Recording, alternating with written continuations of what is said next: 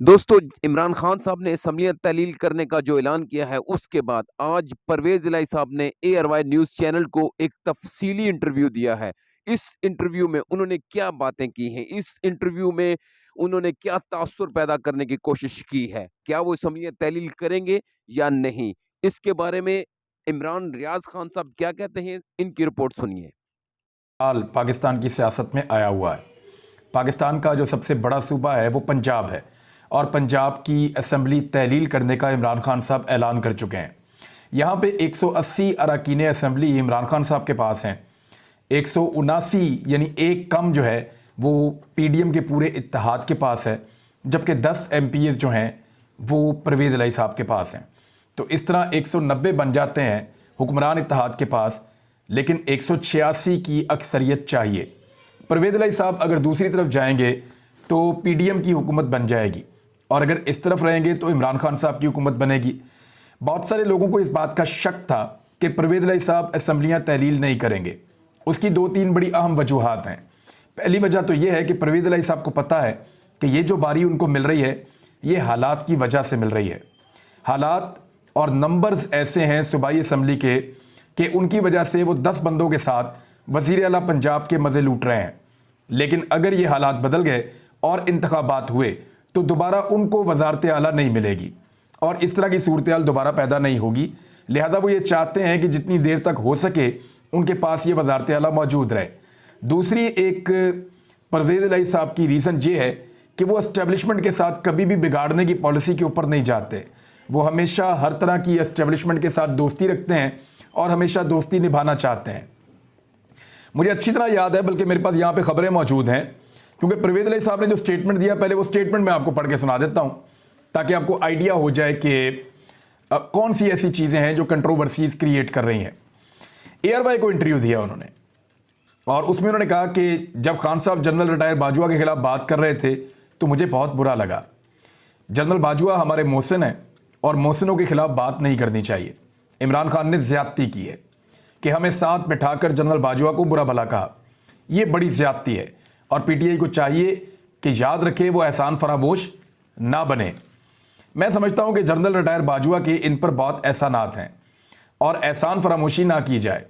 باجوہ صاحب ان کو اٹھا کر کہاں سے کہاں اوپر لے گئے اور ہر چیز میں مدد کی۔ اگر باہر سے فنڈ لانے تھے خود جاتے رہے جنرل باجوہ صاحب، محمد بن سلمان سے ملے، قطر سے پیسے لے کر آئے، IMF کا وہاں بیٹھ کر بیلجیم میں کام کیا۔ یہ کیا سمجھتے ہیں اپنے آپ کو، اوپر سے آ گئے ہیں، یعنی یہ اوپر سے اتر کر آئے ہوئے ہیں؟ اس قسم کا انہوں نے ایک بات کی ہے۔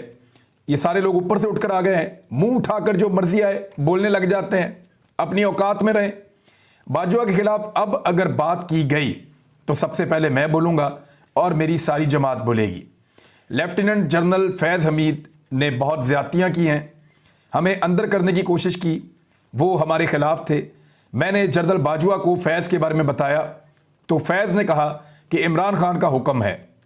عمران خان تو مونس الہی کو ساتھ نہیں بٹھاتے تھے، اس کے باوجود ہم نے عمران خان کا بھرپور ساتھ دیا۔ جب عمران خان نے کہا کہ اسمبلی توڑ دو تو ہم نے فوراً حامی بھر لی۔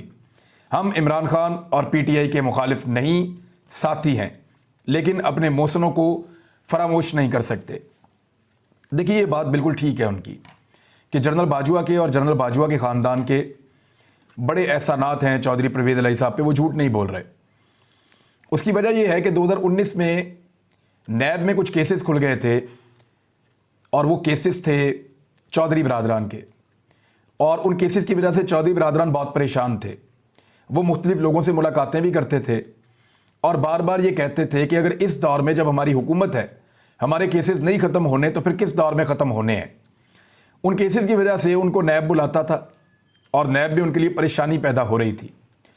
تب چودھری خاندان میں لاہور کے DHA میں ایک شخص سے تعلقات بنائے، اور یہ شخص جنرل قمر جاوید باجوہ صاحب کے رشتہ دار تھے، اور یہ تعلقات اتنے قریبی اور اتنے زبردست ہو گئے کہ اس کے بعد پھر چودھری برادران کو ریلیف ملنا شروع ہوا نیب کے کیسز میں، اور نیب نے چودھری برادران کے کیسز بند کر دیے۔ یہ سارا کا سارا احسان جو کیا گیا چودھری برادران کے اوپر، اس میں جنرل قمر جاوید باجوہ کا ایک رول تھا۔ دیکھیے عمران خان صاحب پہلے بھی کہہ چکے ہیں کہ نیب ان کے کنٹرول میں نہیں تھا، نیب اسٹیبلشمنٹ کے کنٹرول میں تھا یا جنرل باجوہ اس کو کنٹرول کرتے تھے؟ اور یہ بات ہمیں نیب کے آفیسرز بھی بتا چکے ہیں کہ نیب کا کنٹرول جو ہے وہ حکومت کے زیر نگرانی نہیں ہے. نیب کو حکومت کنٹرول نہیں کر سکتی بلکہ نیب کو اسٹیبلشمنٹ کنٹرول کرتی ہے اور اس کے ذریعے سے کچھ کیسوں کو تیز کر دیا جاتا ہے اور کچھ کیسوں کو سلو کر دیا جاتا ہے. یہ نیب کے لوگ کئی دفعہ بتا چکے ہیں. لیکن 2 کیسز کے بارے میں نیب کے لوگ ہمیشہ بڑے کنونسڈ رہے کہ ان میں سزا ضرور ہونی چاہیے. ایک شہباز شریف صاحب والا جو ایک سکینڈل تھا جعلی اکاؤنٹس کا، اور دوسرا جو ایک سکینڈل تھا اومنی سکینڈل جو آصف علی زرداری صاحب کے ساتھ جڑتا تھا. باقی کیسز میں وہ کہتے تھے کہ ہر کیسز کے اندر کہیں نہ کہیں کوئی کمی بیشی رہ جاتی ہے، لیکن یہ 2 کیسز بڑے کرسٹل کلیئر ہیں. ان میں تو دنیا کے کسی بھی ملک میں ہوں بڑا کلیئرلی صاف ستھری سزا ہو جائے گی اور یہ لوگ نہیں بچ سکتے.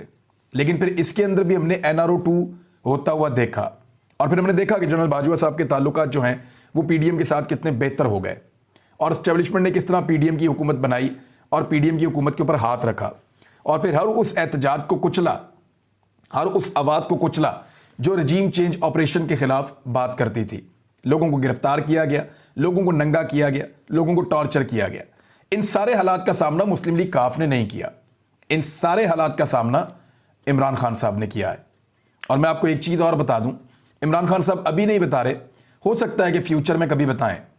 عمران خان صاحب کو جب یہ کہا جاتا تھا اسٹیبلشمنٹ کی جانب سے کہ وزیر اعلیٰ پنجاب کو تبدیل کریں، عثمان بزدار کی جگہ کسی اور کو بنائیں، تو عمران خان صاحب آج کل ایک نام لے رہے ہیں علیم خان کا. تو صرف علیم خان کا نام نہیں دیا جاتا تھا، ایک نام اور بھی دیا جاتا تھا اور وہ نام پرویز الہی کا تھا. لیکن عمران خان صاحب راضی نہیں ہو رہے تھے. مونس الہی کو عمران خان صاحب اپنی کابینہ میں بھی نہیں لے رہے تھے، لیکن اس کے بعد اسٹیبلشمنٹ نے کافی دباؤ ڈالا اور مجبور کیا کہ یہ نہیں تو آپ کو چھوڑ دیں گے، آپ کی حکومت گر جائے گی. تو پھر مونس الہی صاحب کو، عمران خان صاحب کو مجبور کیا گیا کہ وہ کابینہ کے اندر لیں.